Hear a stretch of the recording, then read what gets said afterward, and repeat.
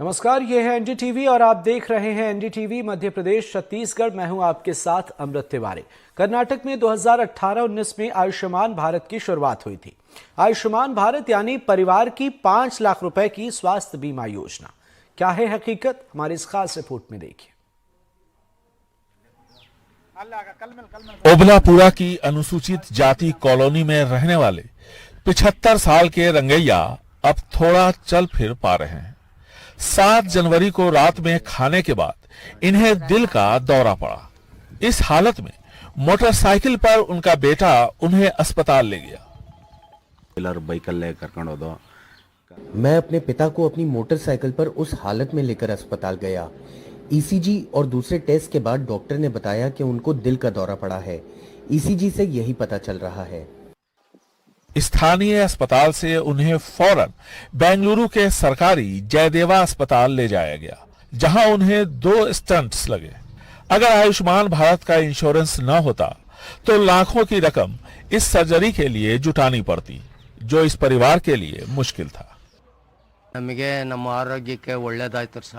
हमारी आर्थिक हालत ठीक नहीं है। अगर आयुष्मान कार्ड नहीं होता तो 15-20 हजार रुपए सिर्फ दवा पर खर्च हो जाते, जो बच गए। आयुष्मान कार्ड की वजह से मेरी सभी तरह की जांच और ऑपरेशन फ्री में हो गए। सोमपुरा जनता कॉलोनी के 49 साल के रंगा स्वामी को भी आयुष्मान भारत इंश्योरेंस ने नई जिंदगी दी है। 15,000 रुपए महीना कमाने वाले पेशे से इलेक्ट्रीशियन रंगा स्वामी को भी 2 स्टेंट लगाए गए। अगर मेरे पास आयुष्मान कार्ड ना होता तो मेरे बहुत पैसे खर्च होते, जो कि मेरे पास नहीं थे। हमें लोन भी लेना पड़ सकता था, लेकिन आयुष्मान कार्ड की वजह से हमें सहूलियत हुई।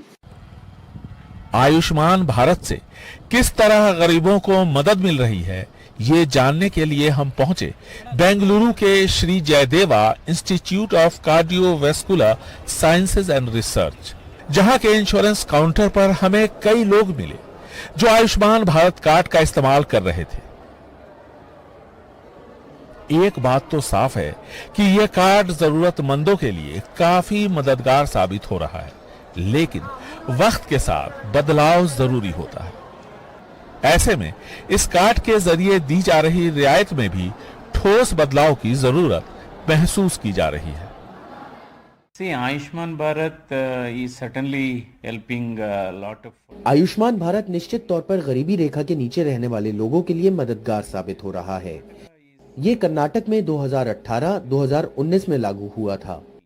इस स्कीम को और कारगर बनाने के लिए इसके पैकेज रेट को रिवाइज करने की जरूरत है। उदाहरण के तौर पर किसी का टिश्यू वॉल बदलना है तो सबसे सस्ता टिश्यू 95,000 रुपए का आता है, जबकि इस स्कीम के तहत सिर्फ 50,000 की मंजूरी है। यानी अलग अलग बीमारियों के लिए जो रकम इसमें तय की गई है, उसमें रिवीजन की जरूरत है, ताकि उपकरणों और दवाओं के मौजूदा भाव से इंश्योरेंस की राशि मेल खाए। ऐसा होने पर मरीज निजी अस्पताल का भी रुख करेंगे, जिससे सरकारी अस्पतालों पर बोझ कम होगा। बेंगलुरु से कैमरामैन गोविंद मूर्ति के साथ निहाल किदवई, एनडीटीवी इंडिया।